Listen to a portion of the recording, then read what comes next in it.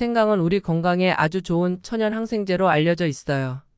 이 매운맛 나는 향신료는 음식의 맛을 더해주며 특히 생선이나 고기 요리할 때 냄새를 잡아주고 감기에 걸렸을 때 생강차를 마시면 몸을 따뜻하게 해주는 효과가 있습니다.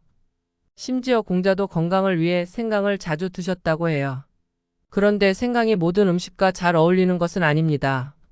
생강을 섭취할 때는 몇 가지 주의해야 할 음식이 있어요. 오늘은 건강을 위해 생강과는 피해야 할 음식과 잘 어울리는 음식을 알려드리겠습니다. 첫째, 생강을 섭취할 때 주의해야 할 최악의 조합은 생강청이나 생강효소입니다. 이유는 바로 설탕 때문인데요. 여러분들이 정성을 다해 만드시는 생강청이나 생강효소에는 설탕이 거의 1대1 비율로 들어갑니다. 발효 과정을 거치더라도 설탕이 많이 포함되어 있으면 혈당 수치의 급격한 상승이나 인슐린 저항성 증가, 혈관 내 만성염증을 유발할 수 있습니다. 과다한 당분 섭취는 뇌의 해막 크기를 감소시켜 기억력 저하 및 뇌 축소를 초래하고 이는 결국 치매로 이어질 수 있는 것이지요. 그래서 생강을 드실 때는 설탕이 많이 첨가된 청이나 발효액 형태보다는 신선한 생강을 직접 요리에 사용하시거나 그대로 드시는 것이 훨씬 건강에 좋으니 이 점 꼭 기억해 주시기 바랍니다. 그럼 생강은 어떤 음식과 잘 어울릴까요? 대체로 생선과 잘 어울리는데 특히 장어와 궁합이 좋습니다. 생강이 생선과 아주 잘 어울리는 이유는 생강의 강력한 살균 성분 때문인데요. 특히 장어와 같은 생선회를 드실 때 생강을 곁들이면 생강 속 쇼가올과 진저롤이 비브리오균 같은 유해균을 제거해 줍니다. 이 성분들은 담수 장어에 있을 수 있는 기생충이나 식중독 위험을 낮추는 데도 도움이 됩니다. 또한 생선의 특유의 냄새를 없애고 육질을 부드럽게 하는 효과가 있어 생선 요리뿐만 아니라 돼지고기나 소고기 요리에도 사용하면 유익합니다. 위궤양이나 만성염증, 암세포와 같은 건강 문제에 있어서도 생강은 매우 중요한 역할을 합니다. 헬리코박터 파일로리균과 대장균 등의 유해균을 효과적으로 제거하며 우리 몸의 만성염증을 줄이고 암세포의 성장을 억제하는 놀라운 능력을 지니고 있습니다. 따라서 생선 요리뿐 아니라 다양한 요리에 생강을 활용하는 것이 좋습니다. 하지만 생강을 드시면 안 되는 분들도 있으신데 그중 하나는 위가 예민하신 분들입니다. 생강에 함유된 진저롤은 소화액 분비와 위장 운동을 촉진하여 소화불량, 복통, 메스꺼움을 완화하는 데 도움을 줍니다. 그러나 이와 동시에 위산 분비를 증가시켜 위장 점막을 자극하며 속쓰림, 위산 역류, 심지어 위출혈 같은 증상을 유발할 수 있습니다.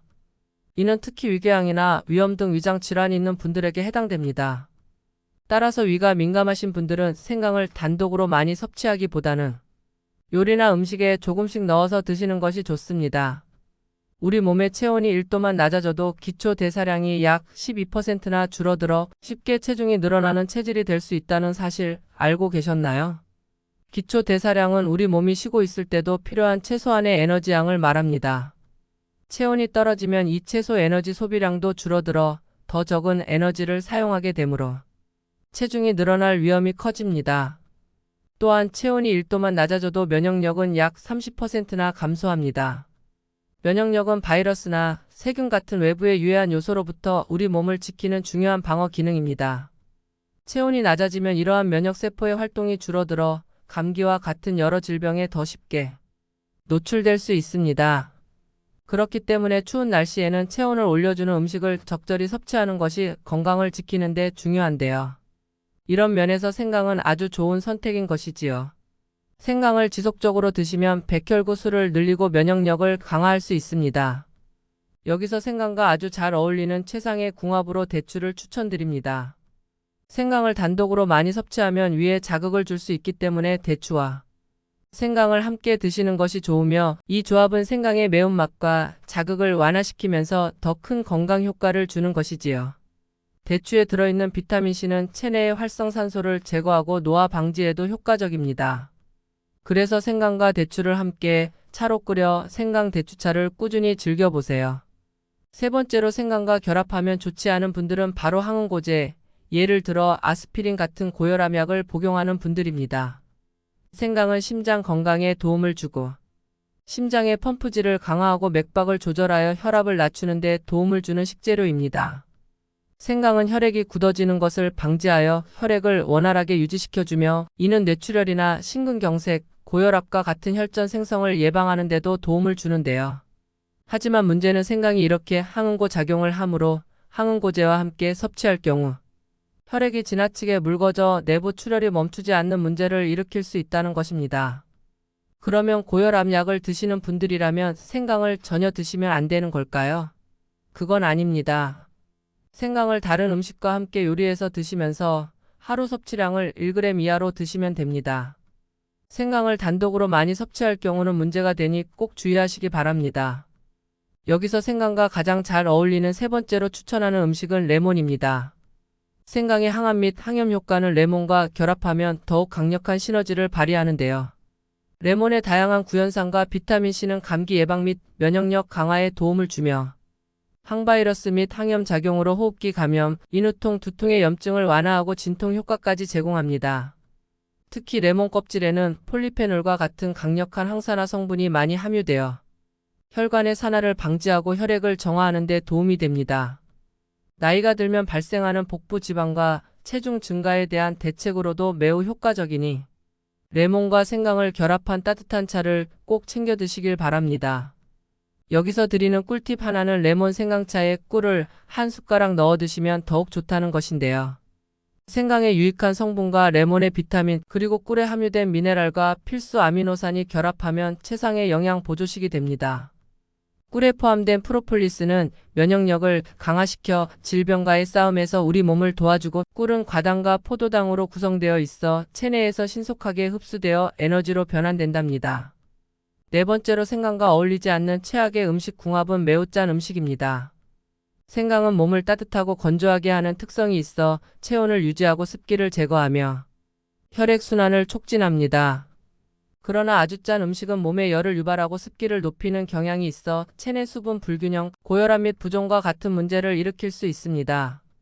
이 두 가지의 효과가 서로 반대되기 때문에 이 둘을 함께 섭취할 경우 고혈압, 심혈관 질환, 신장 질환 등을 앓고 있는 사람들에게는 특히 위험할 수 있으니 꼭 기억해 주세요. 바로 여기서 마지막 생강과 최고의 궁합 케일을 소개해 드리겠습니다. 케일과 생강은 모두 영양가가 높고 건강에 좋은 식품으로 어떤 식단에도 잘 어울리는데요. 케일은 비타민 A, C, K와 같은 비타민과 다양한 항산화제 및 미네랄을 풍부하게 함유하고 있어 심장 건강을 증진시키고 염증을 줄이며 면역 체계를 강화하는 데 도움을 줍니다. 한편 생강은 소화를 돕고 염증과 산화를 억제하는 성분을 가지고 있어 소화 건강을 개선하고 감기 및 독감 예방, 근육통 완화에도 효과적입니다. 케일과 생강을 함께 섭취하면 각각의 건강 혜택이 합쳐져 더 큰 효과를 낼 수 있습니다. 케일의 항산화 물질과 생강의 항염 작용이 결합하면 체내 염증을 효과적으로 줄이고 전체적인 건강을 개선하는 데 도움이 됩니다. 생강의 소화 촉진 효과는 케일과 같은 섬유질이 풍부한 식품의 소화를 돕고 영양소의 흡수를 촉진하며 소화 불편을 감소시킬 수 있습니다. 따라서 케일을 갈아 드실 때 생강 한 스푼만 추가해 보세요. 이러한 조합은 식단에 다양성을 더하고 몸이 필요로 하는 다양한 건강 요구를 충족시키는 데 도움이 됩니다. 어떠신가요? 생강과 어울리는 음식을 올바르게 조합하여 드시며 건강을 유지하시길 바랍니다. 영상이 도움되셨다면 구독과 좋아요, 그리고 궁금한 점이 있으시다면 댓글 꼭 부탁드려요. 그리고 지키고 싶은 소중한 가족과 지인들에게도 많은 공유 부탁드립니다. 항상 여러분과 주변 가족들의 건강을 응원하겠습니다. 감사합니다.